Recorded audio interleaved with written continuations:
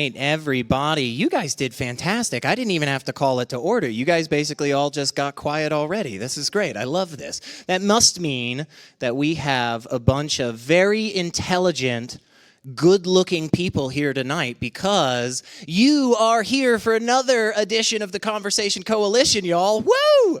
We are very, very excited. Real quick, I will own up to something, because I'm sure there's at least one of you out there that's saying, Elliot, you've spent so long telling us the last Thursday of the month. And this, in fact, is not the last Thursday of the month. You are correct. And in fact, I'll go ahead and get some housekeeping out of the way. Next month's event will also not be the last Thursday of the month. I know, but at least we're consistent in disappointing you, right? No, we moved this one up just a week just to avoid the holiday. We're doing the same thing with next month, so that will be on the 20th. Right here, very simple, very easy. Just come on back and have a good time. We will be taking the month of December off. I will say all this again at the end of it, so don't worry, I won't be talking too long because I know you guys are excited to see what these wonderful guys have to say tonight. And with that, I will just shut up and say I am super duper excited for this event. I think it is going to be a really, really fun one. We've got 5 really awesome people. You are probably familiar with most of these people. They have graced the stage a couple of times. We've got a couple of new people as well. But again, guys, as always, the point of the Conversation Coalition is to kind of cut through the yelling. I think we've all probably experienced in the last handful of years a rise in just really unfriendly, non-productive conversations that lead to name-calling and yelling, and nothing ever changes. So 2 years ago, a couple of us decided we wanted to try something different. And we're really, really excited that we are almost at the end of our second year going strong, and not a single punch has been thrown yet. So we'll see. No, but I will get out of the way so that we can get right on into this wonderful conversation, and I will hand it over to our moderator tonight, Mr. Brandon Baxter. Thank you, Elliot. And just for clarification, are we going to stop at some point for questions? So will that be at around an hour 7:30? Great. Good evening. I think we've got a short.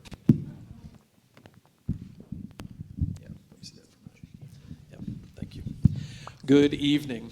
My name is Reverend Brandon Baxter, and I am the pastor at East End United Methodist Church, and I have been participating with the Conversation Coalition for a little over a year now, and it is good to have you here this evening. And tonight our topic is going to be all around the origins of morality, is what the evening was called. But as Elliot gave me instructions, he said, really anything, as long as we stay on the topic of morality, we're in a good place. So we'll see where this conversation ends up going.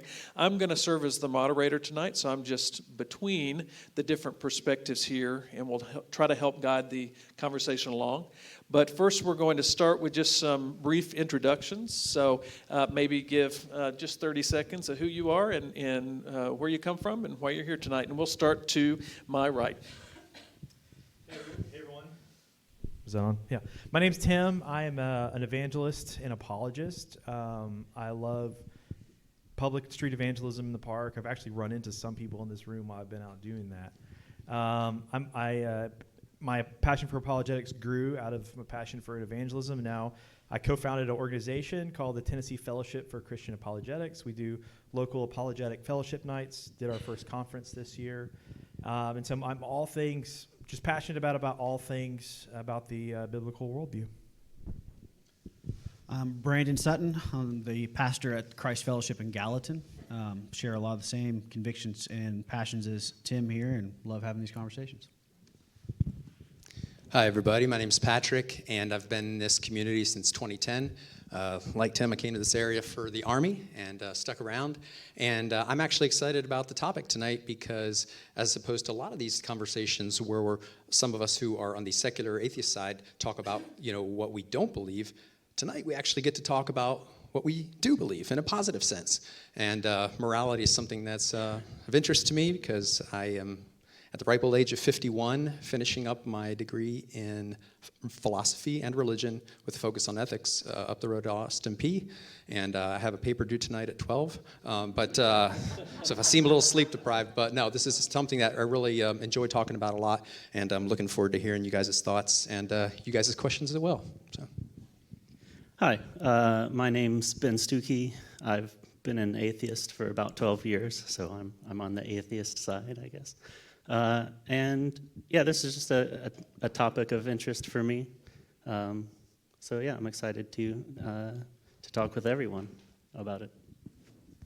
Okay, so I'm going to throw out the first question here, and I think it's a fundamental one. It might sound big at first, but I think it's really important to get us started, and I don't care who wants to take it first, so whoever feels compelled, go first. But I think if we're going to talk about the origins of morality, I think the first question we have to ask is, what is morality? So if you would, give me your elevator pitch or definition of what is morality. Morality, just as a simple English word, means, when I use it, a standard of right and wrong behavior. More specifically, what Brandon and I will be advocating for is a standard of objective morality, which is a standard of right and wrong behavior that is determined by an external factor and not subject to human preference or opinion. You'll hear more about that as we get into it, but that's going to, there's a morality rooted in the Christian worldview and the nature of God and his revelation, which I'm sure we'll get into more in a moment. But that's a general good working definition, I think. Yeah, and I would say that morality is the product of evolution and the human experience. That's just writ large. It's also something that, as a product of evolution, is shared by all cultures. And what that means is that all cultures have some kind of moral code that says, don't kill or don't steal or, any kind of level of prohibitions. But as we know, number one, the definitions of morality vary a lot, right? And not only that, but I would say that everybody has some kind of morality. And that is something that we, I guess, appreciate or inherit through like instinct, and I guess it's kind of part of our nature. But as we know, that's just a very basic starting point, because if we start with a very basic instinctual starting point, there's some things that's not going to solve. So that's where the conversations that we have, the ability for us as societies and individuals and relationships to process and to talk things over, the better the process, the better the morality. So I would describe my view as far as the ideal morality is something that I would call constructivist morality. Morality is something that we build. And the better the building process, the better the things that we believe, like the facts and so forth that we accept, the better the morality. So I'll leave it at that. Okay, great. Brandon or Ben, do you have anything to add or a different perspective? I affirm everything Tim said. Yeah, I can get behind it as a standard of good and bad behavior, that sort of thing. Yeah, I know. Patrick's more on the constructivist view. My thoughts around it are more as a personal, intuitive kind of experience and how people make choices in that. Okay, so we've got a constructivist view. We've got this kind of personal, experiential morality, and we've got an objection. One from the objectivist side over here, specifically rooted in biblical principle, I guess you would say. So let's dig a little more into that then. Let's dig into where do you then think morality best comes from, or where do we get our sense of morality? And I think that answer is going to be very different from the folks up here. So whoever wants to start, go for it. Yeah, I think our sense of morality, like I was saying, you have to start with the end in mind, right? What are we doing this for?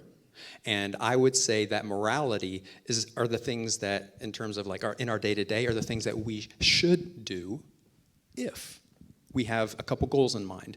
And number one, we accept the fact that we're all alive, right? That's the is. So the should becomes if you want to survive and if you want to thrive, right?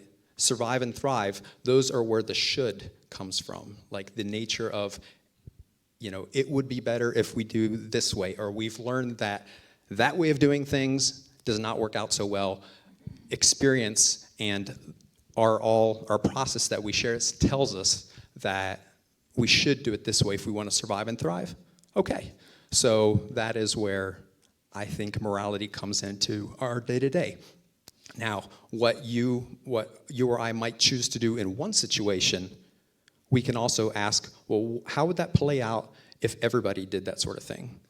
So I'm referencing, Immanuel Kant's categorical imperative, like, what if everybody acted the way we did in that situation? And that's where, thankfully, it gets a little more involved, a little more complicated, a little bit more, it's not just quite so simple as, well, I do what I feel. No, that's subjective, and that's not what we're talking about here. We're talking about a process that can make sure that for the least of us, the least powerful, the ones who sometimes get marginalized or taken advantage of, do they have a voice to say, hey, wait a minute, I object here. This is not working for me. And so the better the process, the better the construction process of including all of the voices, the better the morality is going to be. Okay. Somebody from this side want to kind of give an underpinning of your idea of the origin of morality, and then also if you want to respond to anything that you heard there that maybe is challenged by your view. Well, I'll just start with, I know Tim will affirm this, is morality originates in the character of God himself. So the standard of morality we find in Scripture actually originates in who God is as the eternal creator. We believe that there's objective right and wrong because God is objective in his being. And just to respond to what was just said, that the shoulds and the oughts are derived from what causes us to survive and thrive, that would be a terrifying world to live in. Because if we're just doing what is good to survive and thrive, then we can sacrifice and we can put the marginalized to the side if it means that the whole is going to survive. I mean, this is what happened in Nazi Germany, is that if you were a Jew looking for refuge, those people who believed that the Nazi Germany was wrong and what they were doing would bring them in to hide them at the risk of their own lives. But the atheistic worldview, what you're saying is that actually would be against what would cause someone to survive and thrive. And so it would actually be more advantageous to say, no, you're on your own. Whereas the Christian worldview has a concept of sacrifice and love, because the shoulds and the oughts don't come from what would cause me to thrive. The shoulds and the oughts come from what God has said in his word. And so I'm glad you said that. I appreciate that. I respect that, because that is consistent with an atheistic evolutionary worldview. I just think it provides a terrifying world to live in.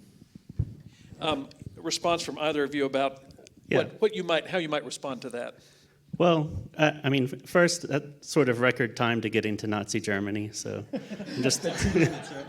I'm just appreciating that. I don't think the way that you characterize an atheistic worldview is actually the atheist worldview. Do we have an atheistic worldview? What is that? I don't know. I don't think there's a uniform atheistic worldview, but they seem to think so. So my view is that there's good reason to believe that the way we have a shared experience of morality and what's right and wrong is due to evolution. So that's my view. I think the way you're seeing evolution as always for yourself, always selfish, always self-serving, is just a flawed view of what evolution actually does. Because as humans, we rely on each other to survive. If I'm not able to function in a community and benefit a community of people that help me survive, I'll die. Humans survive together. And because of that, I need to have the kinds of behaviors and actions and moral intuitions that would help me help my community survive and thrive, like protecting them if they're in danger. So I think it's just a two-dimensional view of how evolution actually works in the world and how it could create this type of behavior. Community is a very ambiguous term, and it's subjective to how you want to define and identify your community. So you could define it in a particular way, and Nazi Germany always comes to the forefront of moral discussions because I think it's such a great example of where communities clash. You have a community in Nazi Germany that decided that this way of living was the best for what they identified as their community, that other communities said no. But in an atheistic or a naturalistic worldview, both views of moral systems are equally valid. We may not like them, but they're going to be equally valid. No, one is not less true. One is not less morally true than the other. Yeah, I hear what you're saying about, Brandon, it sounds like you were saying about it being terrifying somehow to make sure that the least powerful voice in the room were heard and protected. To use your example, I would say that what happened tragically in Nazi Germany is an exactly perfect example of why constructivist views should not be ignored. That would have been, like, constructivist view would have prevented that, because what happened in Germany, as happens in fascist countries all over, is that they tried to demonize or scapegoat one particular small group, a minority. All of your problems come from this group, right? And what we're saying is, in constructivist, hey, we're all in this together type of morality, like Ben was just talking about, everybody gets a vote. Right? And so if Germany had been a constructivist system, in this case, the Jewish and the Gypsy and all the other, the LGBT communities that were persecuted by them would have had the right to say, this does not work for me. And in case you're wondering what a constructivist morality looks like, guess what? We're in one. I would say that our laws, the laws that we have in this country right now, are built on precedent. They're built on, hopefully, factual arguments, right? And we don't say that any particular law is divine inspired or comes from above. No, we have the laws that we start with, and then we always reserve the right to make amendments, constitutional amendment. It's like we always reserve, it's always provisional, right? That's what constructivist morality is an example of. Another example, I would say, of constructivist system would be the scientific method, right? We have, the better the evidence, the better the process to check the evidence and check the conclusions and peer review and all these different things. The scientific method, I think, is a great example of a constructivist system. And yeah, and I would say even like the conversational standards that we would have in a debate like this.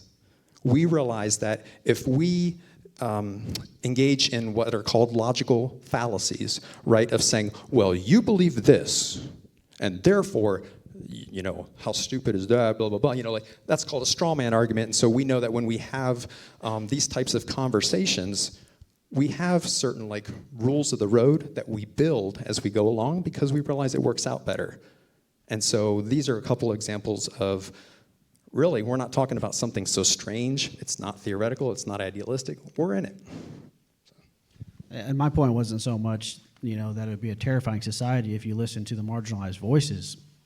My point was that in a society where, let's just say, for example, you have a society, and this has been true throughout history in many different parts of the world, where it was illegal to be a Christian. It was illegal to be a Protestant. And in fact, if you were a Protestant in particular areas in Europe, particularly practicing outside of the church, then you would be jailed and or killed.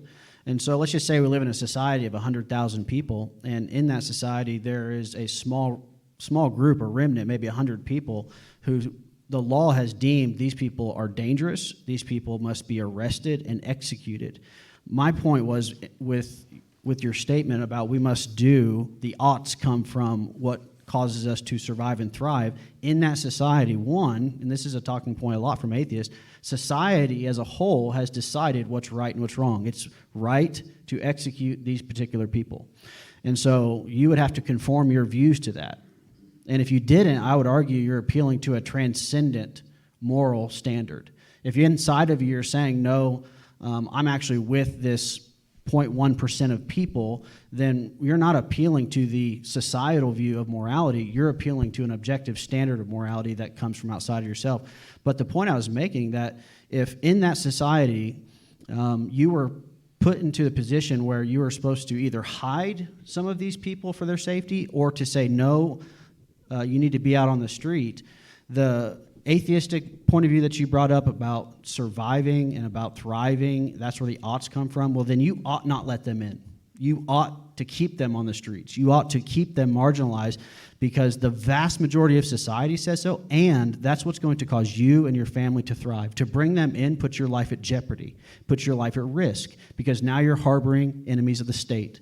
And because of that, you too can be penalized just like them. And so from an atheistic worldview, it makes no sense to let them in. It makes no sense to give them any help whatsoever, because to do so goes against the very principle of what it means to be an evolutionary atheist. I'll let you respond, and then I want to ask something, but go for it. Go. I just wanted to ask Patrick if you think the majority of society tells you what is right or wrong. No, absolutely not. And in fact, what they're describing is not what we are proposing at all. So, I mean, you can keep saying that, a couple more times, but that's kind of not what I don't know if that's from like an apologetics thing. I said it's a talking point somewhere. of some atheists. The principle I heard you lay out was, and I think this is what you said, is that the shoulds and the oughts, which means the moral rights and wrongs, come from what causes us to survive and thrive. Is that a principle you're willing to stick to? Yeah, and did you hear the part where we were talking about the categorical imperative of what if we did this for everybody? Because another way you could approach it is to say, hey man, what would you do if somebody were to say hey, this group here is persecuted? Would you take somebody in and hide them? Right, rather than say the quote unquote atheistic worldview, whatever that is, would do this. Dude, we're sitting right here. Ask us. You know what I mean? I agree you are, and that's why I say consistent. I don't think atheists live consistently within their worldview. I don't think you possibly can. Okay. Well, we've had a couple key things brought up here. The fact that a lot of times morality has to be put into a form, especially in terms of laws or rules for the road. And we've also been kind of playing with this idea of morality as being something that might guard those that are at risk of being oppressed or marginalized or outcast. So let me hear a little bit about why your ideas of origins of morality do a good job at helping inform that rule-making, meaning-making for a larger society, and how it also possibly does the job of doing that work of seeking the well-being of all people. So when you ask the question, whose system of morality, or why does your system of morality do a good job? The word good is going to be subjective. In the Christian and biblical worldview, the word good means that which brings glory to God. So that's going to be the fulfillment of God's design for marriage, the fulfillment of God's design and pursuit of God's design for local government, for the way we raise our children. It's not to pursue happiness and good feelings, but to pursue the glory of God. And if we are living in accordance with God's perfect and good design, then we will flourish as God has intended us to flourish. So only the Christian worldview can fulfill that moral truth that comes from God's revelation. So can I ask a follow-up just to dig a little more there? Yeah. Just so there's clarity, because we talked about a situation here a few minutes ago that involved people of different religious backgrounds. So, we bring up Nazi Germany, and you've got Jews and Christians and all of this. So how then does a worldview that is rooted only, that says that the Christian way of living or of understanding the world and understanding morality is what gets us all to that place of flourishing. What happens when certain people don't fit into that or refuse to fit into that worldview? I mean, how does that then, how has society continued to be shaped morally? Well, sure. It would depend on how they refuse to conform to that system of morality. Everybody legislates morality. We can get into that maybe more later. But what that looks like in a Christian worldview is that if somebody murders someone or if somebody rapes someone, they have violated an image bearer of God. And as such, they are worthy of the death penalty because they have violated something that is the most sacred of all of creation. And that is an unshaking foundation. So somebody's going to make a decision that a human being is worthless, or that this human being is maybe less of a person than this class of a human being. And so I am justified in treating them that way. As Christians, we would say, full stop, you are not. That is an image bearer of the Lord Almighty. You have no right to do those kinds of things to you, and we will hold you to a standard of justice that is set forth by God. Okay, so you might want to respond to that, and I'll let you, but then I want to hear your answer to the same question, which is, how does your worldview kind of do the job of creating flourishing or create opportunities for flourishing in a greater society? Yeah, I hear what you were saying, Brandon, about the tragedy of religious persecution, right? And Protestants and other groups were persecuted in Europe, and I happen to know because my ancestors were persecuted by both the Protestants and the Catholics. The tragedy of all of that situation is that all three of those groups, the Protestants or the Lutherans, the Catholics, and the Anabaptists, of which I think maybe there's a connection with the Baptists. Anyways, all of those groups were Christian, right? So the fact that you believe in an absolute morality really does nothing for you when it comes down to like, okay, how should we then live? How should we then treat each other? And then a broader example of that I would offer is I'm going to throw out 4 names that you'll probably recognize, right? And you guys tell me what they all have in common. Number 1, I would say the Ayatollah of Iran, okay? Bibi Netanyahu, the president premier of Israel, right? Vladimir Putin, and our own President Donald Trump. What do all 4 of them have in common? They're all over 72, all white, all conservative, authoritarian, I would argue not nice people. All of them trace their authority to the God of Abraham.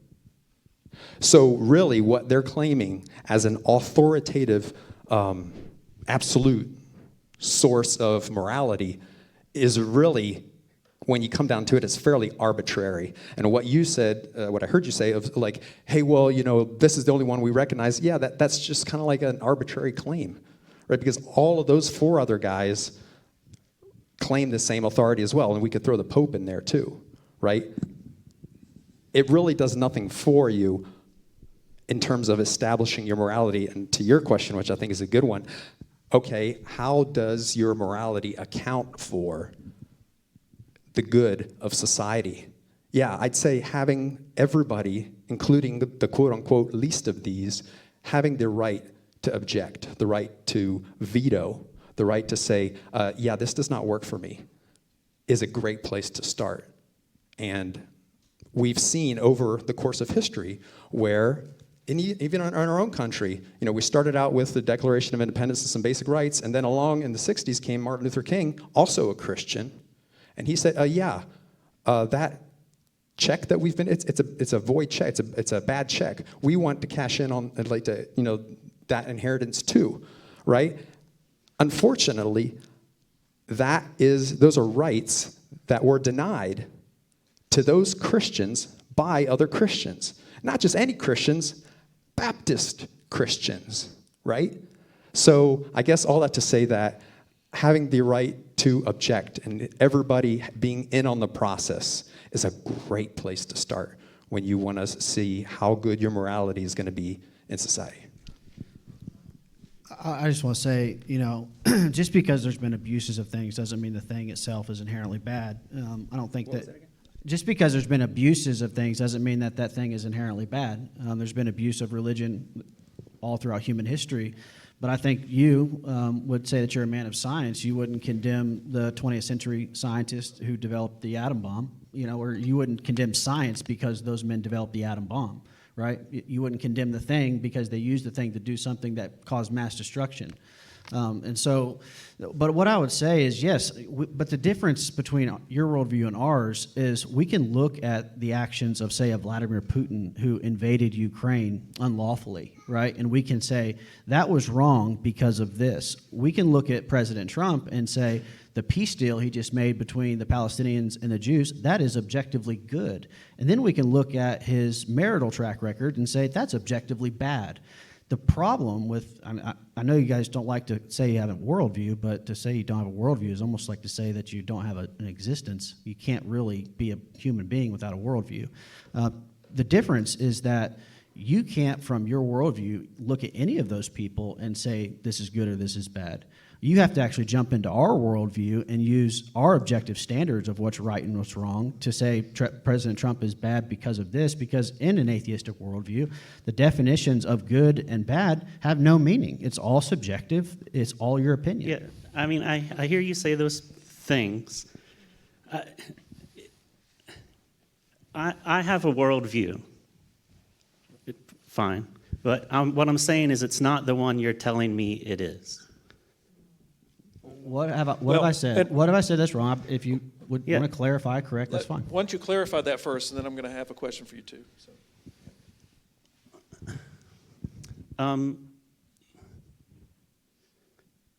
Yeah. Maybe just jump to the question. I'll gather my thoughts on the world. And can you and I just have some rapid fire dialogue on this real quick? Yeah, just go for it. Yeah. Okay. So I think you do have a worldview, and I think it's an atheistic worldview. Your response? Yeah, I think maybe you have a flat definition of what you need to believe an atheistic worldview is in order to hold your own beliefs as something separate. My worldview is mine as a person, and sure, I have it, but we don't all conform to what you seem to be telling us our worldview is. Well, please tell me. Well, one of the things is that I would say in order for you to have an objective view of what's good and bad, you have to appeal to my view that morals come from evolution, because we all have shared moral systems across cultures, across religions. Somehow other religions have figured out, without your God, not to murder people. Somehow atheists have figured out to murder people less than Christians do. And my view is that's because we have evolved a moral system that informs us not to do those things. And when you are saying it's God that told you that, you're actually appealing to my view that it's evolution. We're appealing to God's revealed word. Romans 2, the law of God is written upon their hearts. Could I respond to something there? Go for it. You're saying, you're pointing to the atheistic worldview, whatever that is, and I think it's worth kind of, for the scope of this conversation, kind of nipping that in the bud, because atheism is the answer to one question: do you have a belief in God or not? Right? Has very little to do with morality. In fact, that's what we're talking about tonight, is morality. So maybe a better question might be, if you're interested, where do you get your morals, and what, and I would say my moral values are human-based, right? Human-based, so I would call my belief system humanism, right? And to kind of move forward in the conversation, you're going to find this definition shocking, but if Buddhists believe in Buddha, Christians believe in Christ, what do humanists believe in? Humans, right? Believe in what? That we're perfect? No. That we can do no wrong? Absolutely not. We screw up all the time. Humanism, simply put, is the belief in humans' ability to fail and learn from it, and then fail a little bit better next time, which ties in directly with constructivism. This is a beautiful building that you guys have here, and the beautiful sanctuary, right?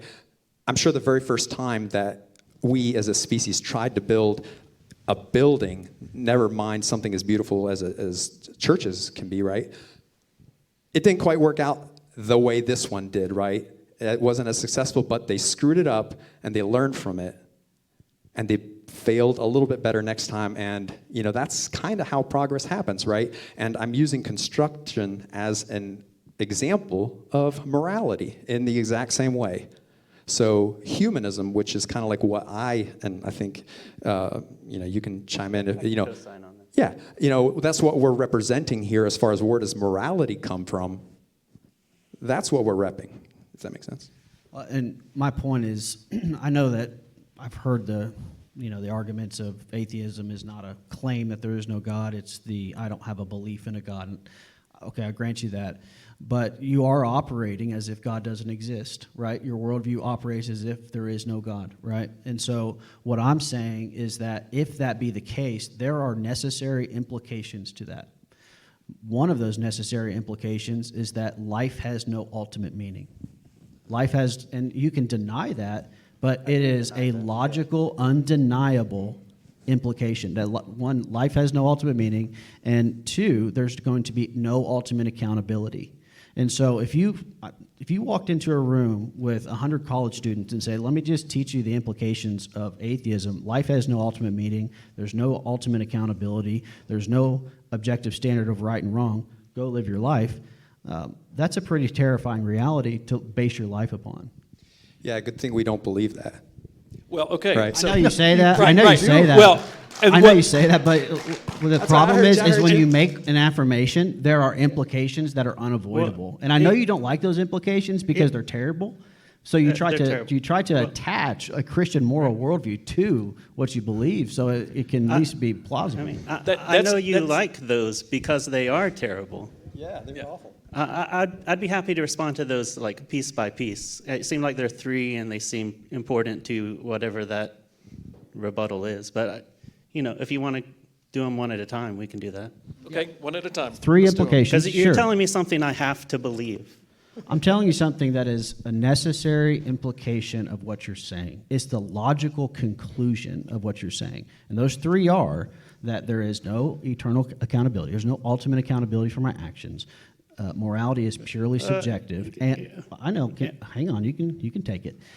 There's no ultimate I have meaning to remember them life. is the problem. Yeah. No ultimate meaning to life. No accountability. No standard for morality. Okay, let's start. Meaning of life. Can I just like all in one? I got Yes. good news, y'all. I got great news. You can be a moral person and not have a God belief. Well, And furthermore, because you mentioned something else, you can be a moral person and not have a hell belief. And I would humbly say, hey, I would hope to be a good example of that, because whatever people that you are, like these mystery fantasy people that you're saying are that we should all be worried about, yeah, I wouldn't want to be around those people either. And so good thing that we do have a sense of morality. Good thing that we do have given a lot of thought to what does right and wrong mean. We're not saying That- you behave that way. We're saying it is the logical implications Well, of your yeah, but it's worldview. not. but okay, so that Tell us why. I think yes. I think what I want to hear from this side is a little bit more articulation of what are the foundations of morality. We have some very clearly here. Now, saying that there's an objective Yeah. standard by which we judge our morals, and those tell us about things that are both eternal and non-changing. So tell me about what are those standards of morality for not, as you said, there may not be a atheist worldview, but the charge here is that your basic arguments lead irrevocably to what they're saying. So tell me, what are some of the foundations then of morality from your perspective? Yeah. I mean, so their view is that morality comes from God, from an outside source, and it's objective. And if only they can interpret it right, then they know what is bad and good. And other people somehow interpret it wrong, but they've got the right interpretation, so they know for sure what God's saying, and it's objective and true. Yeah, I mean, sure. I'm sorry, people don't interpret God? Ben, give us your response. Yeah. Give us your Could I- response to what we say are the yeah, logical keep going. conclusions. Rather I wanna than try to visit insulting the- our worldview, give us a Oh, response. I'm No, understanding it. No, hold on. I just want to call time for a second. I don't think it was an insult. I think he's trying to respond. So let's just give a little place here. Yeah. Yeah, so there was something about how do you find meaning? And I would say the same place we all find meaning is really in relation to each other. So what's meaningful to me is my place in the community of people and my relationships to those people, what I mean to those people. That's where I derive meaning. Is it If I- ultimate meaning? That was ultimate meaning. Yeah. If I'm in a universe totally alone by myself and there's no one else, I feel it's likely that I wouldn't feel like I have meaning. But if there's other people there, then yeah, I derive meaning in my place in relation to them, to answer that part. Ultimate accountability. So I'm, again, accountable to them. They're going to have thoughts about my behavior and my actions. I'm also accountable to me.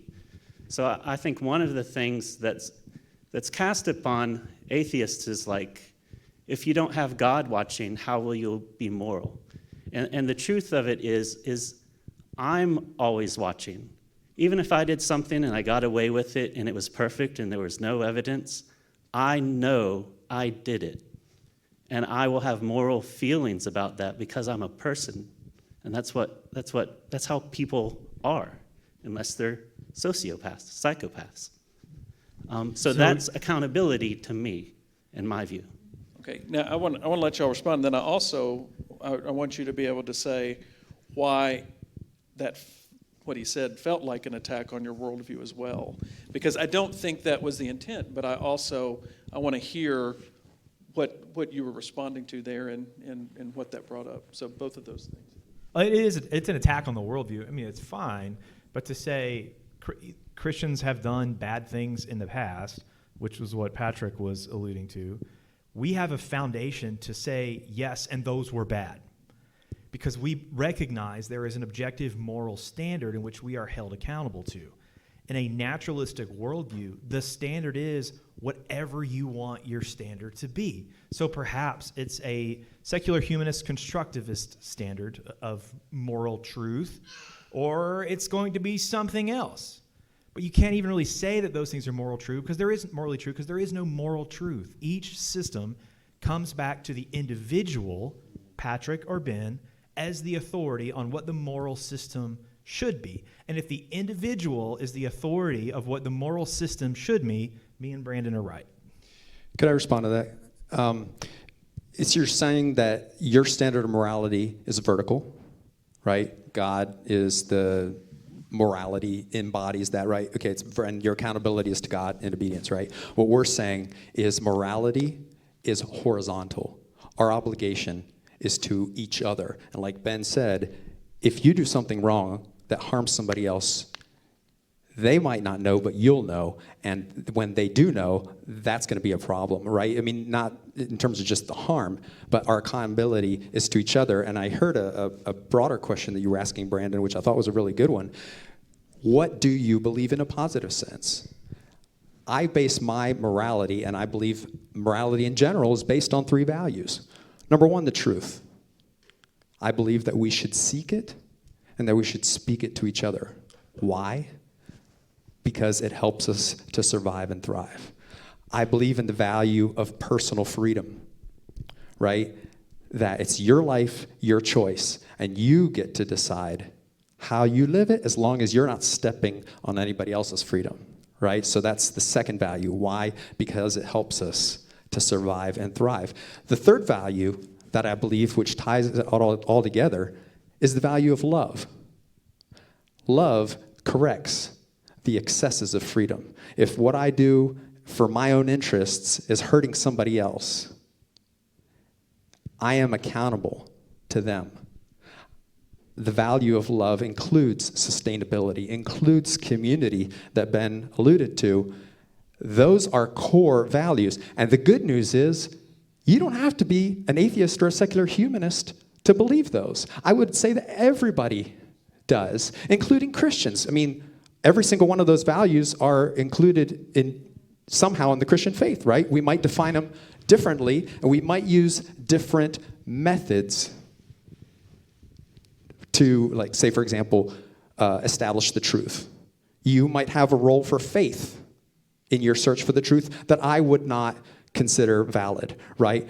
And so at the end of the day, if, let's say, science is pointing you in a direction in terms of evidence, in terms of, like, you know, the origins of the earth or whatever, and your faith is telling you something different, then you have a choice to make that I personally would not feel that I am bound by, because I don't have that obligation to faith. Another example for the value of freedom, if I may, is that most faiths would include what I would consider false fear, the threat of hell, and false hope, meaning either the reward in heaven or divine aid and intervention, and I would consider those as stepping on the value of freedom, right, in terms of that they are ways to manipulate it. And also, you would define the value of love differently. Pat, Okay, I want you all to be able to respond to all of that, because there's a lot there. Sure. Before you respond to that, though, I want to ask you one simple question, quick answer. So you gave us some values. Where would you say they come from? From our need to survive and thrive. Okay, so back to the. So Patrick, okay. You said something interesting there. When you started off, you said ours is vertical, yours is horizontal, and you mentioned a horizontal obligation. Where is that obligation? Did you just make that up? No, of course. Obligation. So if you believe that you have an obligation, somebody else doesn't agree that such an obligation exists, who is true? I think it goes back to the values that we just talked about. It goes back to the law of the land. It goes back to your relationships with those people. In other words, if somebody says, well, I saw it and I took it because I wanted it, right? Do they get to decide what's right or wrong, in the sense of they took somebody else's sandwich or whatever, right? If I can respond, I think so to me, you've heard my belief on where morals come from is evolution. I think it's grounded in that. I think it comes from that. So I think people are born with an intuition to have an obligation to each other. So I think the naturalistic view, to put it, is that you are born with that obligation. You are born with the feeling that you have the obligation. Most people don't want to survive alone by themselves for their whole life. So you're saying they're born with a feeling, and they feel their obligation is to community, but you can't through evolutionary biology define what even that community even is.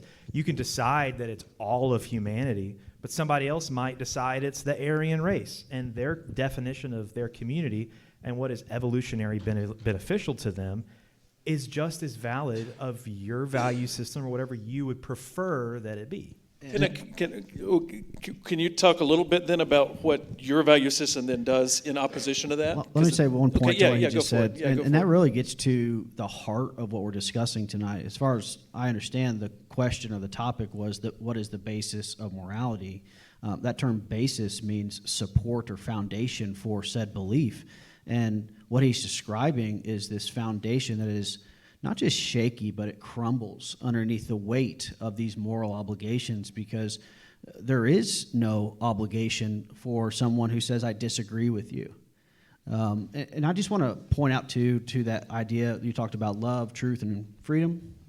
I agree with love and truth. I think it's hard to define those terms in an atheistic worldview. But the freedom aspect, this is another reason why I say that from your worldview, this is not going to lead to human flourishing, because if you take what you said about freedom, then prostitution is okay, drug use is okay, watching pornography is okay, because I can do all of those things and not hurt anyone else. And this is how you get cities like Portland that are a disaster Okay. with that type of thinking. You can respond to that Do- real do quick, you- and do then you I do still want to hear Tim kind of give me the other side of we'll say the constructive side of what you were challenged them on. But yeah, do go you for feel it. like those things lead to thriving and flourishing? The atheistic worldview does not lead to thriving and flourishing. Well, no. thank you for defining our worldview again. Appreciate it. Noted. It's about the fourth time. Anytime. We're here for you. We're here for you. We can answer these questions if you would only ask. We're here for you. Well, and I wanted- and we did have some thoughts. I think Ben's point was perfect in the sense that do those things. I'll take it. Yeah, right. Do those things, drug use being one example, prostitution being another one that we can talk about. Do they lead to human flourishing? Do they lead to, just like for all those relationships that would be involved in those types of situations, taking drug use as an example, I would say that drug use, depending, is contrary to freedom, contrary in most cases to flourishing. I mean, it's like, okay, pot is one thing, heroin is another, but at the same time, I personally don't use any kind of drug, not even tobacco, because not because like I'm under some kind of moral obligation to it. It's just it's not what I choose to survive and thrive, and nor would I recommend that to like my kids, like that sort of thing. But I think to your point about like these values coming back to a Christian worldview, I think I've pointed out two examples at least where, although a Christian can believe in truth, absolutely, there's going to be a conflict there between truth and the obligations of faith. There's going to be a conflict there between the value of freedom and the false fear and false hope that come with some of that dogma. And I know you're not espousing freedom, so I won't pin that on you. But I guess to your point, Brandon, about where do they come from, these are lessons learned. The society that we live in is based on these three values, I would say, in terms of our ability as a society to function, to operate ethically. You really can't do it without them. If we don't have a sense that we're all in this together, if we don't have a sense that we are accountable to each other, that what we do can't just be for right now, it has to be sustainable, right? That value of love answers a lot of the objections that you're posing, but saying, well, what about the least of these? What about if everybody decides that that we're all going to like the situation that you're describing, which is not what we're advocating, would be like the wolf and the fox and the sheep all getting together to decide who's for dinner, right? I mean, that could not work, and that's not what we're advocating, right? We're trying to include all the voices in the conversation, say, hey, what works for all of us here? Why? Because we're all in this together. And I'd say that works a lot better when we do have that obligation to each other than when you have one person or one group saying, I know, like, this is the will of God, and I know what it is. Because what we've seen in the past, throughout history, is that you want a guaranteed recipe for disaster, get a bunch of hardliners in there who all think they have the voice of God. It's from top to bottom throughout history. Hold on. I know that they have accused you all of having a caricature of atheists and agnostics at times. What are you hearing?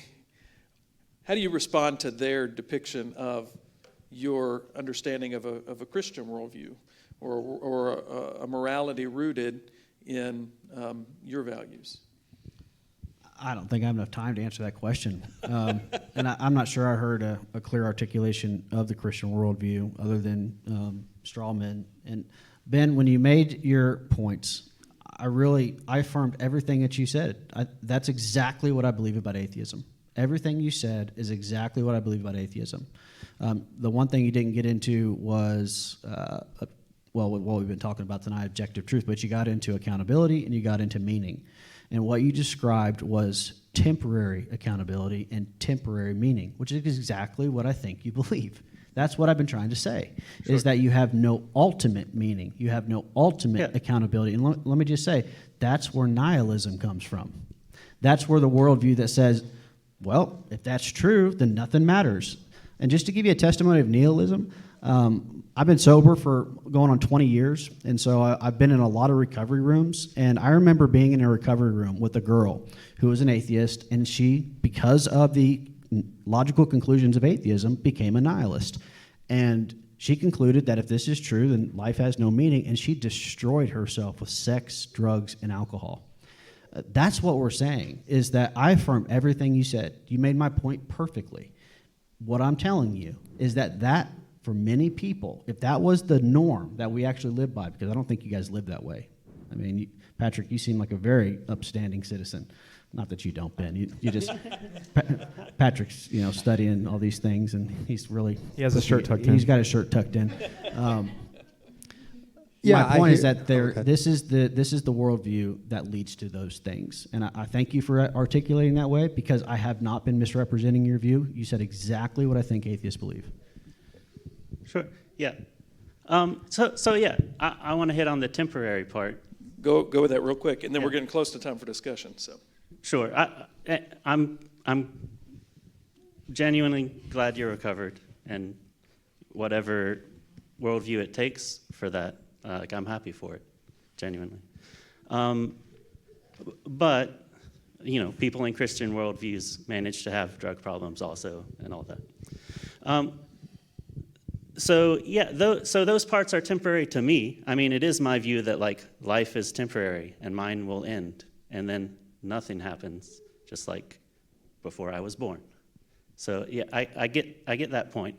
I will say that the morals and the things I believe are larger than that. They're larger than me, because they're part of the community I'm in. They're part of humans existing, and they're part of whenever humans exist. Those things exist, and that's important to me, and I've been a part of that. And it's also, even outside of that, there's a sense of it existing outside of me, because it is the behaviors and actions that lead to the best thriving and flourishing for people who depend on each other for survival. So there's a view of it outside of me and my choices. all right. Can I make just one, and I'm done? Yeah, one, and then I want to hear one, a closing thought or so from each of you, and then we're going to go. This is my closing thought. Okay, great. I think what was said at the very beginning set the tone for the entire night.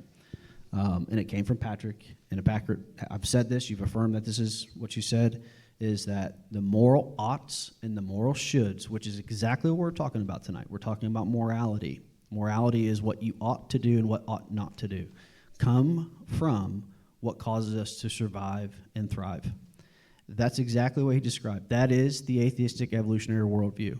And I'm contending that if that be the case, then that is not only a slippery slope, that is a very dangerous worldview. Okay. I'll let you go next. Yeah, I think we've spent a lot of time and given a lot of thought this evening to expressing what a worldview that is based on a horizontal morality, our obligation to each other, can look like. And we've given you 3 values of, that. I think morality is based on truth, freedom, and love. I don't know why, in the context of all that, where's the obligation or the interest or the need to say, oh yeah, but nihilism. Neither one of us are nihilists. And nor does our morality point to nihilism.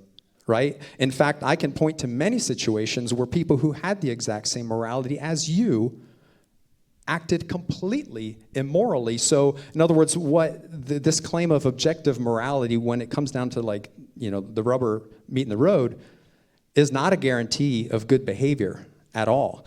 And in terms of pastors even just having gross misuses of the trust of their communities, and we can get into that. The Southern Baptist faith even founded on the objectification of chattel slavery, not against some other culture somewhere else, against fellow Christians. right? So when we're saying, hey, our obligation is to each other. We believe in telling the truth, which is counter to the abuse of humans. We believe in human freedom. Of course, that is counter to the abuse of humans. And we believe in a sense of love. That morality could have prevented those abuses. And that's what we're here to represent. Okay, great. Before I get to you, I want to point out that it wasn't only Southern Baptists. Sure. There's a lot of different denominations and Christians in that boat. Yeah. So Only Did the you Southern look me up Baptists are before here. it came? Did you look me up? How do you know I'm because- Southern Baptist? I just wanted to make sure that, I wanted to make sure that we point, I mean, I'm a Methodist, and there were Southern Methodists too, right? Sure. So that cuts across many lines. Okay. So there was a thought I had, and I wanted to be sure to share it with you tonight. I was going down a YouTube rabbit hole, just killing time, and I saw an interview with an actor named Christopher Waltz. And he's been in a ton of stuff. He's a phenomenal actor. And he played a Nazi colonel named Hans Landa in a Tarantino movie. And if you've never seen the movie, just go watch this opening 20, 25 minutes, whatever it is. And it's an incredible performance. I think he won an Oscar for it. But what's so eerie about it is that he plays this evil character who's hunting Jews, and he comes to this dairy farm, and he knocks on the door, and he says, "Oh, what beautiful daughters you have, and may I have a glass of milk at your dairy farm?" And he pulls out his pipe, and he's so nonchalant, so casual. And it's eerie how casual it is as he's doing something so horribly evil. Well, Christopher Waltz was asked in this interview, how did you play an evil character like that so well? And Christopher Waltz's response was, he's not evil. He's not evil. His character doesn't see himself doing an evil thing. And in a naturalistic worldview, if you're going to be a consistent naturalist, that all there is matter and energy flying through the universe, you can decide for yourself what good and evil is. And Hans Landa decided it wasn't evil. In fact, it was good to hunt Jews.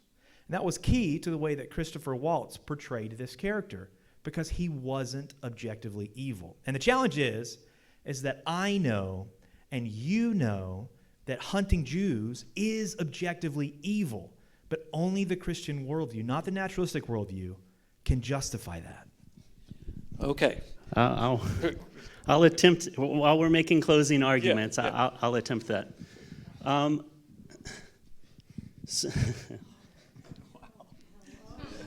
Hey, if you want to talk about that more, come find me afterwards. I'm Well, happy to talk about but it. you may get questions about that in a minute, so that's good. Tim All right, did want to so say the name wrap of up the real movie. quick so we can get some So, questions. I think there are going to be some good questions tonight.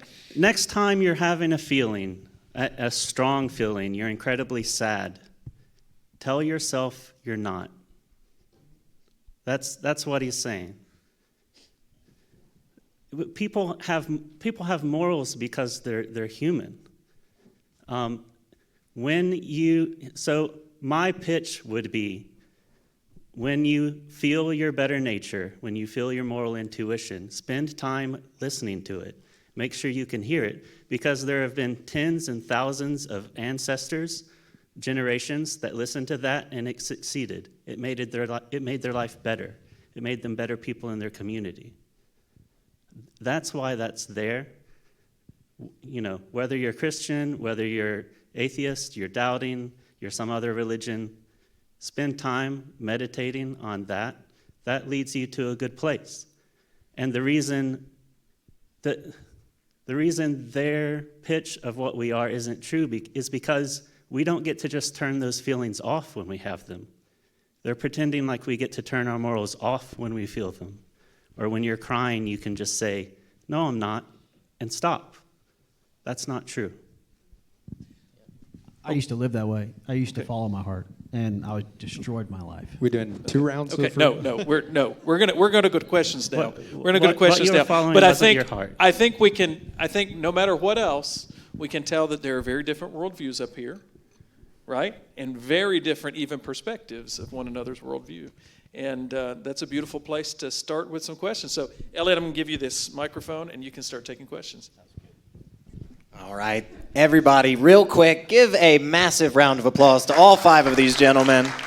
It is very, very tough, I can tell you from experience, to be up here and to be open and willing for people to push back on your ideas. It is a difficult place to be, and I know oftentimes, because I get to people watch at these events, and I love it. Oftentimes throughout the event, I will see like little exclamation points pop up over people's heads. It's really interesting, and that's the point, you guys. We want you to find yourself in a space where you can say to somebody, I don't know that I really agree with that, man. Help me understand, right? Because otherwise we're just yelling at each other and nothing ever seems to get better, you know? But I will say a couple of things real quick. We are going to questions. I want you to raise those hands really, really high. I will walk around. We will stay here as long as the wonderful people that run this church will allow us. They will kick us out eventually. So do not do what I'm doing right now. Don't just keep talking. Finish your sentence as quickly as possible. Let me give you some examples. A question sounds like, oh, you got it? Okay. So if you start rambling, I'm going to steal the microphone, okay? But get those hands up. I have the first question because, I got the microphone. Hey, guys, to all of you, and Brandon, of course, as well. Feel free to jump in. If our conclusions about morality are the same, does the origin matter? You're asking that to us? Oh, yeah. It matters tremendously. It matters how we legislate, how we build society, because you might come to one conclusion and then change your mind the next day to a different conclusion, or through a series of events change your mind, and then 150 years from now cast judgment on people that came before you and condemn them, but have no basis to even condemn them from. So yeah, it mattered. I mean, I'm glad that when I'm happy to talk about the movie analogy more. I agree that all four of us up here would say that what the character he was portraying was doing is evil. And I'm grateful that we all agree on that. There's a lot of values that these guys said, and we do agree on it. But at the end of the day, it is going to matter on what foundation your system of morality is built upon, or else it's bound to crumble. Any other thoughts on that before we go? I mean, I think there's a way in which it doesn't in the current day. It matter as much, it can be seen as an academic thing, but it certainly matters in how we see the future. And I think better knowledge leads to better outcomes. So I think in that sense, it matters. Awesome. Let me see those hands. I see a bunch. Fantastic. Just keep throwing them up every single time, you guys, as high as you can. Hey, everybody. As you can tell, it's difficult for me to stay out of the conversation. It seems like every time we get on this topic of morality, especially when it's Christians and atheists in the conversation, it just gets more frustrating for me. Because there's a lot of, the perfect example was, oh, you're misrepresenting my worldview, but there's no clarity that follows it up. But at the end of the day, I am here to really scrutinize my worldview against good arguments. That's what I want to do, because I want to have the best argument. Question? Yeah. Yep. Because I want to have the best argument. Can anyone on the stage give me a compelling argument for morality outside of a Christian worldview? Something that'll really make me think, man, this has some value and I need to question my stance. Because to be totally honest, and I don't mean to be insulting, I didn't get that. Yeah, I'm sure this is very frustrating. If you're looking for us to show up in a certain way, and then we don't. If you're looking for us to say, oh yeah, nihilists, and then we're not. I agree that morality really matters, so much so that I'm dedicating my life to studying it, right? And so these conversations right here, I'd say, are a great starting point for constructive morality. We're living it.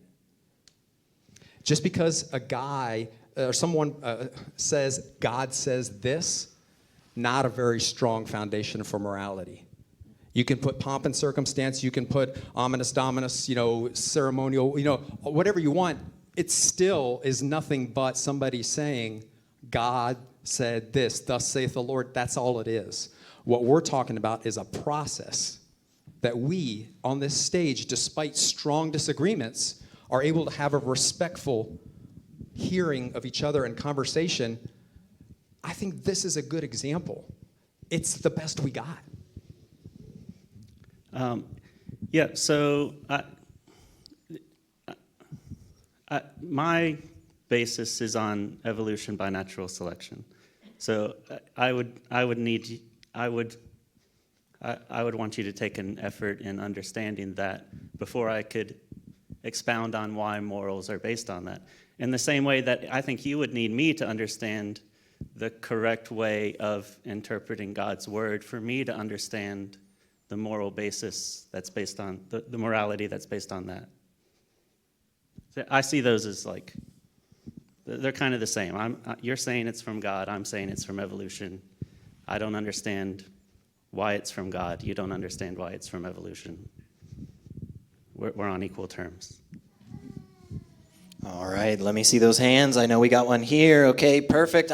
You know what? I'm just going to say this, but keep throwing your hands up every time. I'm just going to go in a nice little horseshoe because it makes it easier for me. But keep throwing those hands up. We got one here. Okay, God is the source of objective morality. But what I see is that it's always interpreted by humans, and they come up with different answers. So why is that standard better than just saying it's humans coming up with the best they can do? It's not about a better standard. It's about what is the true standard. And so, to answer your question about why there's differing interpretations, we could talk about tiers of doctrine and things like that. Don't have to get into that tonight. But my favorite analogy is that God's nature as a perfect circle, and what is moral according to his nature as a perfect circle. Us being sinful, fallen creatures, our morality is a circle too, but it's squiggly and uneven, and through the study of God's word, then we are conforming that circle, our deceitful hearts, back to the perfect circle that is of God's nature. And so we will get there one day, glorified bodies and all of that. But it's not. The question is not an argument over which is better. I would certainly could argue that the Christian worldview is better for flourishing. I think we see that in lots of ways. But it's which moral system is true. Yeah, and I would add, I hear this a lot, the question that you asked, and it comes across saying, why are there so many different interpretations? There's so many denominations. The truth of the matter is that Christians, Protestants, conservative Christians agree on a great deal more than they disagree. And when it comes to the fundamental doctrines of our faith, what we would call first-tier issues, we all agree on those things. What you're talking about are second and third-tier issues. And those issues, so when it comes to morality, like we agree across the board what marriage should be, that murder is wrong, that lying, stealing, cheating, all these things are wrong, because those are the clear standards in Scripture that no one really disputes. Now, what you're talking about are these lesser issues that we can talk about and we can have disagreements, but it's really kind of a flawed talking point to say that there's all these different interpretations. When there's all these different interpretations, they're usually referring to tertiary issues, not these major issues that we're talking about. And just a quick reminder, folks, once we end this event, you can go up to those wonderful people and continue the conversation.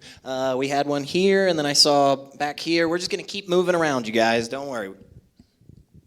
Gentleman on the left, you gave some examples of the objective God-based morality. Earlier you mentioned if you murder or rape, you should be put to death.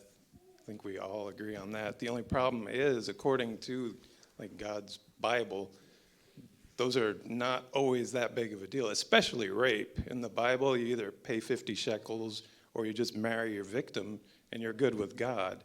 So that's just one of countless examples of us shedding the Bible and evolving as a society. And I'm curious why you're not more terrified of living in that kind of society. That sounds a lot worse to me than Portland. I'm trying to understand What's worse, a worldview in which every human being has an inherent worth and value, regardless of how you might feel about that person, or a worldview that says all we are is just matter and energy, and the starting point is that nothing matters? I just want to interject that I'm an atheist, and I believe that humans have an inherent value regardless if they believe what I believe. You can believe that, but someone else can totally reject it, and they're just as valid as what you believe. There are people of faith who totally reject that also. Right, and I have a foundation in which to say that they are wrong.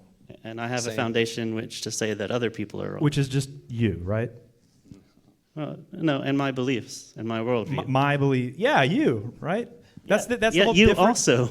No, it's I'm not. saying we're in the boat That's the together, difference. man. No, that's the difference. We point and say there is an external, remember my definition in the beginning? There is an external source of objective morality that we point to and say Yes, there's evolution, and it has made us moral. And who it's has external. Who has decided that evolution should be the way in which we form our moral systems? Who has decided that God is the way in which we should form our moral systems? God. Oh, okay, thank you. That's why we're all Muslim, right?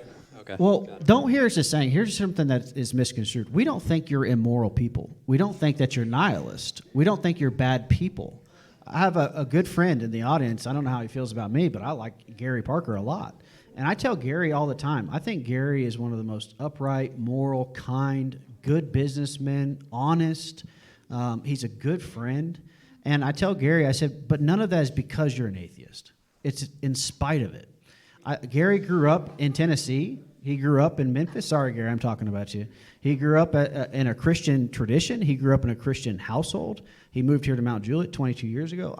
I think that the things that make Gary this good man are the Christian influences that he's had in his life. And it's not the atheism that has led to this lifestyle. I know you're not going to like this, but I believe that the good person you are and the morals that you have are because of the long history of evolution that has brought those into you in spite of the God you believe in. Yeah, but if evolution's true, then we're just in the animal kingdom. You don't condemn a lion when he eats a gazelle, right? That's just called lunch. That's not murder. We're not That's lions. called lunch. We're Right. not lions. Well, there's no difference. There's no difference. And an atheistic worldview, there's There no is a difference. difference. And because you say so. Well, I'm the atheist, so which one of us has the authority? Well, there's no authority. Everyone has authority. There's no authority in atheistic worldview. There's no ultimate authority.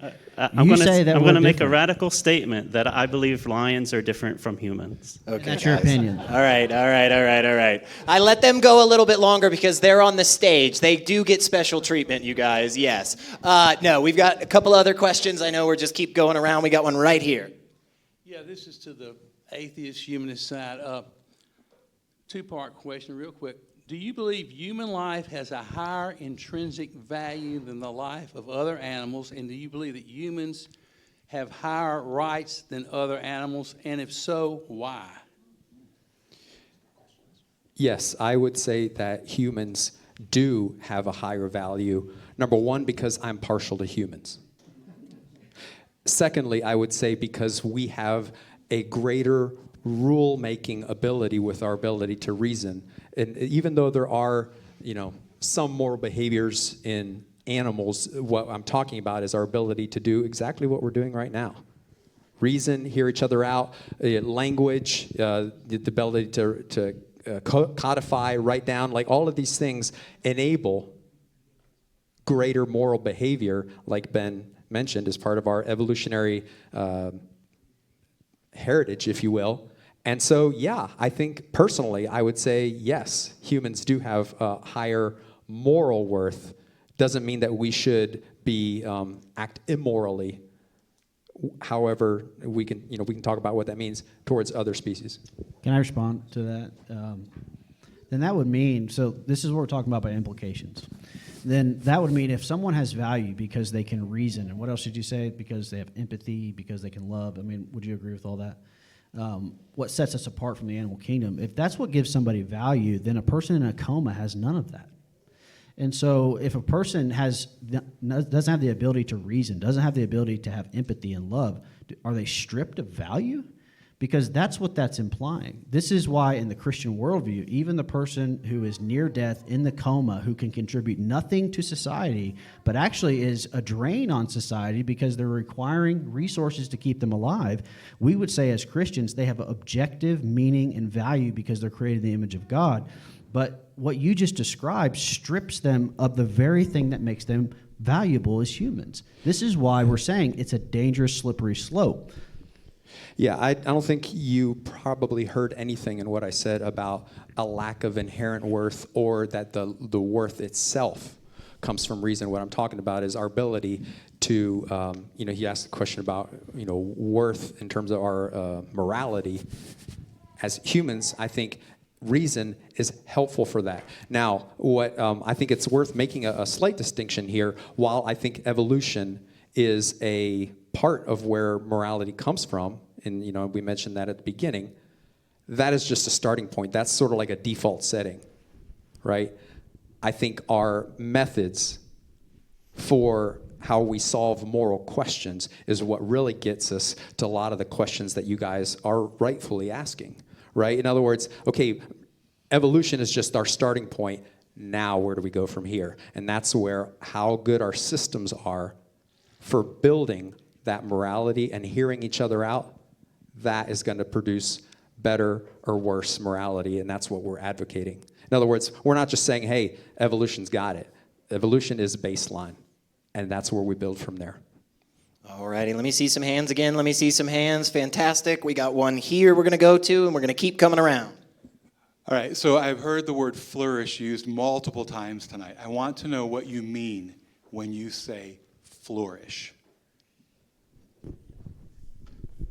Flourishing is when we fulfill God's commands in the early chapters of Genesis to be fruitful, multiply, and take dominion over the earth, all for the glory of God. Go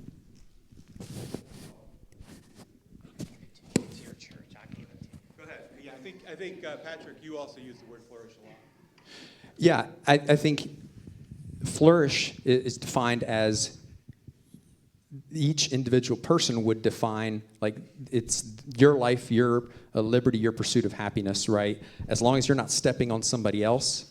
If, being a Bedouin in the desert is your picture of flourishing, watching the sun rise in the east and set in the west, great. If if your idea is to, have a family, be a surgeon, any number of walks of life, that's ultimately up to the person. And where we're making a difference, a distinction, is that what they're saying is, no, God knows best for your life. God is the one who tells you, and we are saying, hey, no, each individual person, as long as you're not hurting anybody else, as long as you're a part of a moral system, you are the one who's deciding the path that you choose for your life. Okay, so this is a follow-up question real quick. So both of you talked about flourishing in terms of individualistic. So is flourishing something that you do as an individual, or is there a community aspect to flourishing? No, I didn't say anything about individuality. Use the word you. Oh, okay.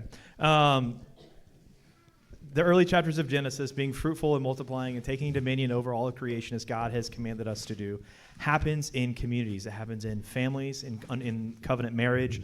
It happens in churches as members of a local covenant church membership. It happens as nations, and it does happen as a human race, as a creation of God Almighty. And so God has ordained the family, the government, communities. And so we are not intended to live in isolation by God's design. Yeah, and a person flourishes, according to a Christian worldview, when they obey the laws of God, when they are in accordance with what God has said. What you heard from the other side is that it's basically determined by the individual person. And so going back to this concept of freedom and then combine it with this concept of whatever I think flourishing is, again, the drug addict, prostitute in Portland is flourishing, if they say so, even though they're destroying their lives. And countless of our young people are dying because of overdoses and suicides, yet they're operating according to freedom, they're operating according to what they think is flourishing, and to me, that doesn't look like human flourishing. I think there's a part of it where the word gets used because it appeals to something that's a common idea, but there's a little bit of fuzziness to it on purpose. Because flourishing It appeals to a common idea that we all have. I would probably ascribe it to something along the lines of life, liberty, and the pursuit of happiness. And I think there's a part of that that says it needs to not require work or effort or labor from other people, and it needs to not infringe on the life, liberty, and pursuit of happiness of other people. So there's something around those ideas. But every time someone explains it, they're going to be appealing to other ideas. But that's also why it seems to be the common word that's used, I think. And I think the short answer from our perspective to your question, Jeff, is yes, that we are social creatures, and flourishing has an inherent part of it, thriving, that is social, that is our ability to get along. And I mentioned it briefly, but it is part of a moral system. That's what I was referring to, is our ability to get along together in society, in moral behavior towards each other. So. All righty, I know we've got a bunch more questions. We've got a couple over here, a couple over there. Fantastic. We got one right here. Hey, this question's for Tim and Brandon. We've spoken publicly and privately about morality and your worldview. Can either of you guys first explain and then give your thoughts on the Munchausen trilemma? Yeah, I read about that there. Explain that briefly to us. Well, it's a philosophical argument that says that to ultimately justify anything, it's impossible for us to do, that you either end up with circular reasoning or an infinite regress or a dogmatic assertion. And so we can't ultimately prove anything, whether it be, in other words, when we start asking questions and we get to, well, how do we know this, how do we know this, eventually we get to an I don't know. And I've told both of you guys, I feel like that's the most honest answer when it comes to these questions, whereas at that point when we get to the I don't knows, you guys assert, well, that's where we insert God.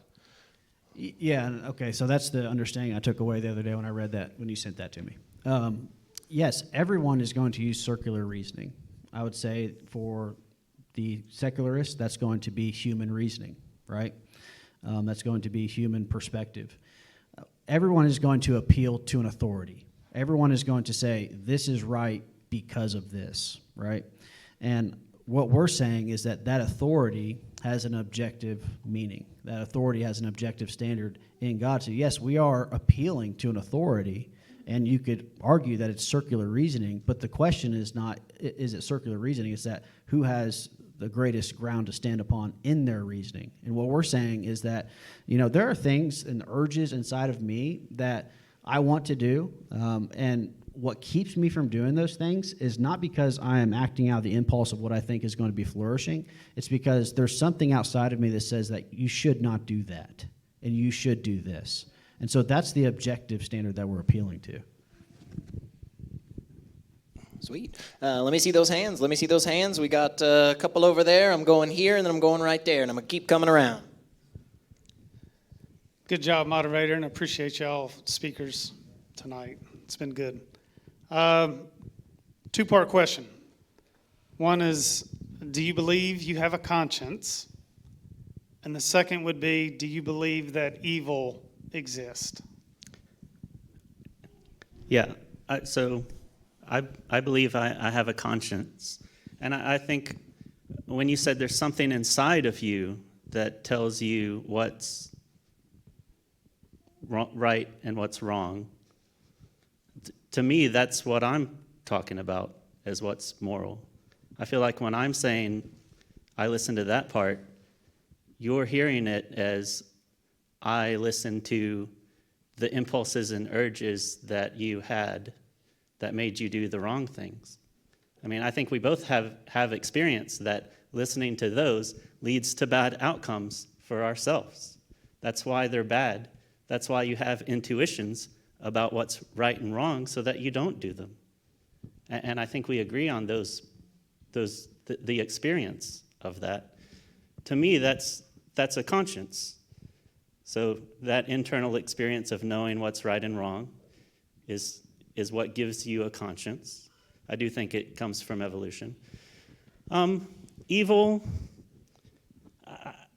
I think there are things that I would use the word evil to describe, but I make an assumption here that probably the way I use it or understand it is different from the way that someone of faith would say something is evil, like it comes from Satan or is spiritual in some way. I use it in the way of just like it's incredibly bad and leads to harm and is ill-conceived or has bad intentions. Yeah, and your second question, does evil exist? That was the question that really plagued Christopher Hitchens, my favorite atheist, by the way, besides Gary. Christopher Hitchens, his biggest problem when it came to his worldview was he knew that evil was an objective morality or objective reality.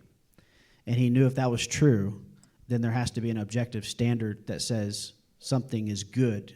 You can only call a stick crooked if you know what a straight one looks like. And Hitchens understood that. And so to say something is objectively evil is to then say it's objectively evil because this is what's objectively good. And that's a major problem, I think, for the other side. All righty, let me see those hands. I'm going right here, but where am I coming to next? Fantastic. I'm going to just keep walking around. I'm going to go there. I'm going to go there. Here we go. I probably don't need this. I've got a really loud voice, and I have to go to the bathroom really bad. So thank you.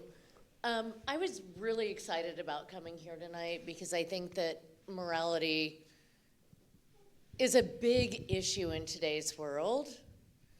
And I work in an industry to where I work with Christians of all sects and Jews and Muslims and Islam, every Taoist, every religion out there.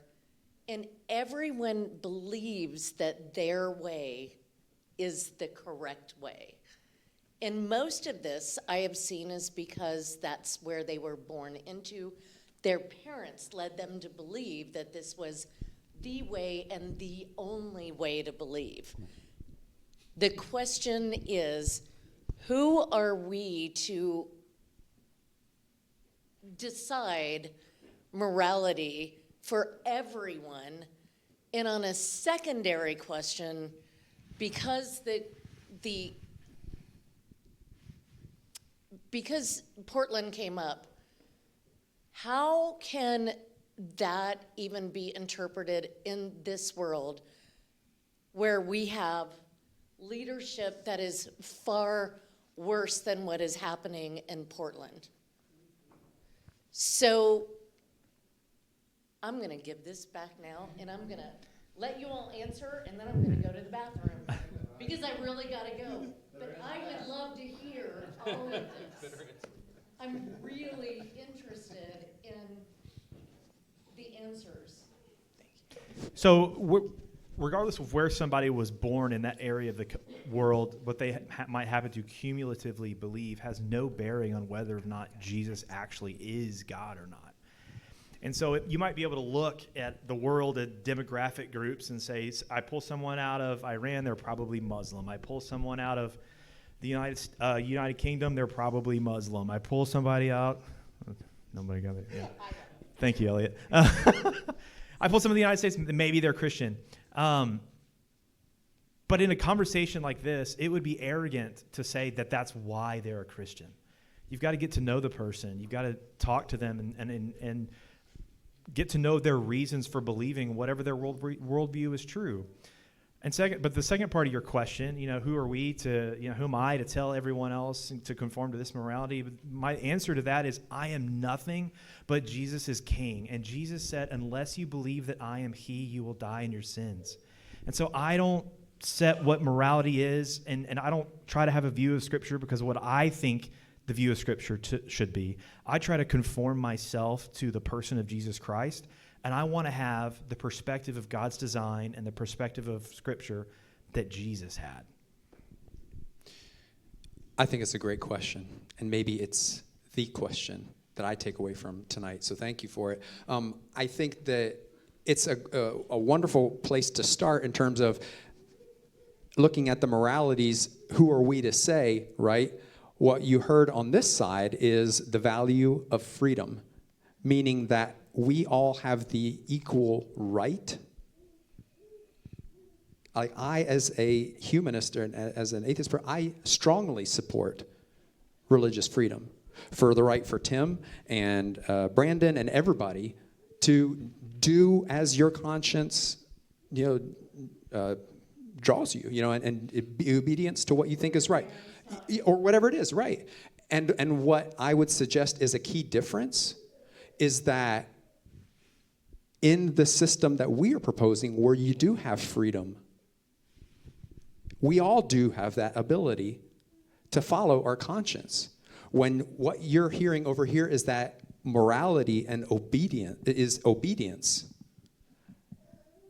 it's either that way or the highway, right? And that's where I'm saying our morality is allows for differences in a way that their morality does not play well with others, if that makes sense. All righty, I've got a couple of questions here. I've got one over there. Is that it? This might be the last three if I don't see your hand. All right, these are the last three questions right here, y'all. All right, I'll make this quick, just to be honest and confess that I'm agnostic to start with. So, Tim, I'm just going to direct this to you just quickly, just because you brought this up, as a morality being evolutionary, that we should love, be honest, and also not hurt one another. If that is the case, and you honestly believe this, and the whole, everybody that's up on stage can raise their hands, who on stage thinks that stealing $900 from any department store should not be prosecuted? And the second part of that question, who's going to hold that person that does do it liable? And the person that also steals it, I guarantee you, does not feel like they're doing anything that's immoral. So I'm Tim. I think you're.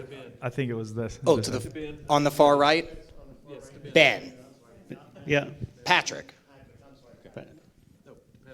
Yeah, I appreciate the question. And if I'm hearing you correctly, you're saying, hey, who's to say that something that is not that bad is that like $900 is not a felony, right? Or I don't know if that's what you're getting at, but several states and several cities right. Now consider $900 worth of theft.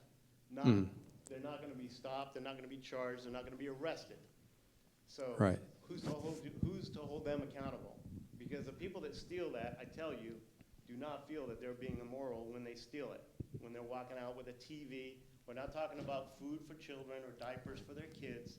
We're talking about people walking out with all kinds of different things. Right. I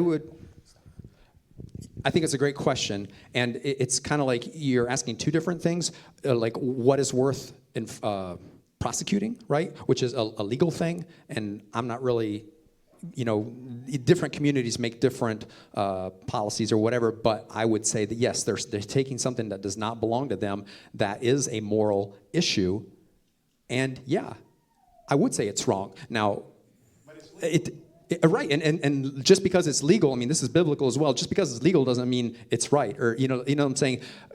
We can say, hey, that is wrong, if it's a $900 TV or if the guy stole my sandwich. You know what I'm saying? I would say both of them are wrong because of it's stepping on somebody else's freedom. It's stepping on that business's ability to, I think it's a great question, but like the fact that it's legal doesn't get them off the hook, right? Right, but not morally. Yeah, I Great get, question. Since you asked for hands, I'll also just say I think they erred in making it legal to steal $900. And I agree with them, but the difference is that's their opinion versus whatever state you're referring to's opinion, right? So it's just a difference of opinion where we're saying that it's in the Ten Commandments to not steal, right? So there's objectively, we're not saying because we think it's going to lead to human flourishing or because it's what's good for society. We're saying do not steal because this is what it says in the law of God. It's objective standard, and that's what you're seeing over there. You're seeing a society that's operating without an objective standard. They're just going with the whims of the society, and that's the dangerous, slippery slope that we're talking about.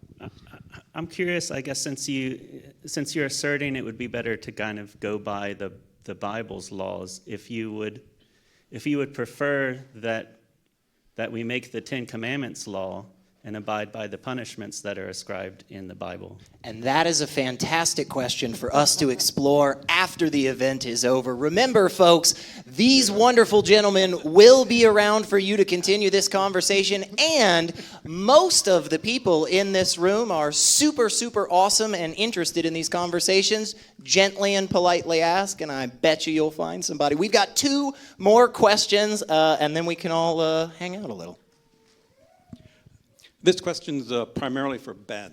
I heard you say several times that it's our evolutionary past that gives us a nice horizontal morality, and you describe it in what would be nice, even Christian or any society's terms. But I've studied evolutionary theory for 40 years, and I don't see the basis for that. I don't think Darwin or Richard Dawkins would agree with you. Dawkins said, the universe just thinks you're blind, pitiless, indifference to you. So what difference does it make? So I would like to know what logical steps, if you could briefly summarize, how you go from evolutionary theory to a nice-based, flourishing morality. Yeah, I more or less agree with you. I don't think Darwin or Dawkins probably would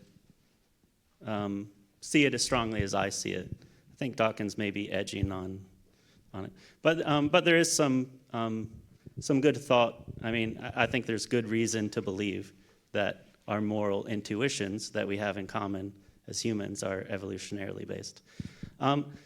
So, I mean, I think it's a thing where probably we'll talk and get into weeds, but essentially, we have existed in evolutionary history in tribes and not alone. And there are certain things that don't benefit the tribe and will get you kicked out. And getting kicked out means dying. So that's essentially the basis of why immoral behaviors tend to lead to death, which reinforces people who have moral intuitions around those things. Those intuitions keep them from doing those behaviors that cause them to cause problems in the tribe or not benefit the tribe, get kicked out and die. That reinforcing loop is a natural selection system which generates moral people. All righty, folks. So we have one final question, but before we go to it, I'm going to say a couple of things because I know in about 5 to 6 minutes, y'all aren't going to care what I say. So, real quick, on a couple of these tables, there are QR codes. You can connect with us on all of the social medias, but most importantly, I would say, get the newsletter. That way you know when we are doing all of these awesome events, and you can bring that friend that you either really love or don't really like that much, just depending on how you feel. But seriously, guys, thank you all so much for being here. Remember, next month will be our final event of the year, November 20th, right here. So we hope you guys will all come back with us. We have one final question, and then we can all hang out. So if morality and our moral compass is derived from the Christian God, what about the civilizations that existed pre-Christianity? Did they have a morality? Were they considered completely immoral? Do you believe in the civilizations that existed pre-Christianity? Yeah, and there's civilizations right now that have never heard the name of Christ or anything about the Bible. And Tim said this earlier, that the Christian worldview says that we've been made in the image of God. So whether you know about Christ, whether you know about the Bible, we're all made in the image of God. And God has made us moral creatures. He's made us with a conscience, and He's written His law on our hearts. And so what he's referring to over here about his conscience and knowing right from wrong, that's because he's made in the image of God. God has made him that way. God has put on his heart what is right and what is wrong. Now, because of sin and his rejection and our rejection of God, those things go wrong terribly. But the reason all people around the world have this shared morality, like everybody knows it's wrong to murder and steal and to rape, right? How is that possible in a worldview where there is no objective standards? It's because God has put an objective standard on our hearts. When they appeal to what's inside of them, their intuitions, that's what they're appealing to. Awesome, awesome. Well, thank you all so much for being here. One final round of applause for these amazing gentlemen. This is always a really, really great time. Remember, we will be back right here November 20th. Doors open at 6 p.m. We hope to see you guys there. Get home safe, everybody.